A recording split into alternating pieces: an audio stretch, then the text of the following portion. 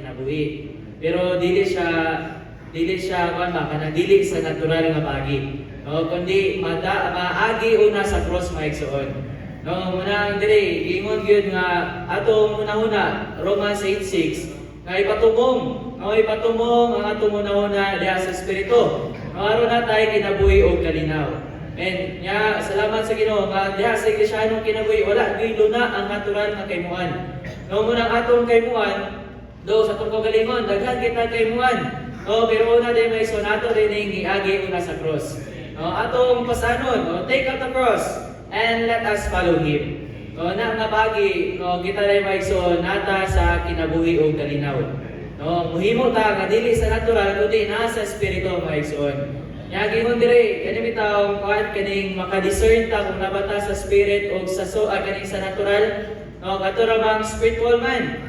Nya gingon gid dire kung maka-discern mo ganita dili ta mo judge sa kaigsoon. Okay, gingon dire mas maayo nga dili ta manghukom sa pagka-natural sa uban. No, so gingon sa brother ganina, mas maayo kung natay opinion or usa ba maka-discern ba ta nga na sila sa natural, mas maayo nga ato na lang tong i-kuan sa tungkol galingon. No, kay kita raw ang Ginoo, dili ta makastambol sa uban. No, kung ato ipagawas, mapandol pa gani or mapasilo pa gani ta. No, so muna salamat sa Ginoo nga nata ani nga pananawon. Ingon dire nata tay luwan nga mag-ampo sa Ginoo nga iumol ang iyang kaugalingon diri sa tuwa. No, nga kita asto iumol ang iyang kaugalingon sa bag-o nakong pagkatawo aron magkinabuhi ko uban nimo. And naon ta tayo nani nga pag-ampo mga igsoon.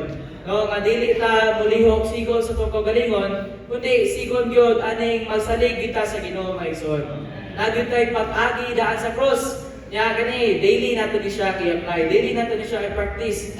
Kay dili man ni sayon nga butang. No, lisod man ni siya pero kung motawag ka sa ngalan sa Ginoo maigsoon, nagyud tay tinguha nga magdilan atong self. Then the Lord is righteous nga motabang diri sa tuwa.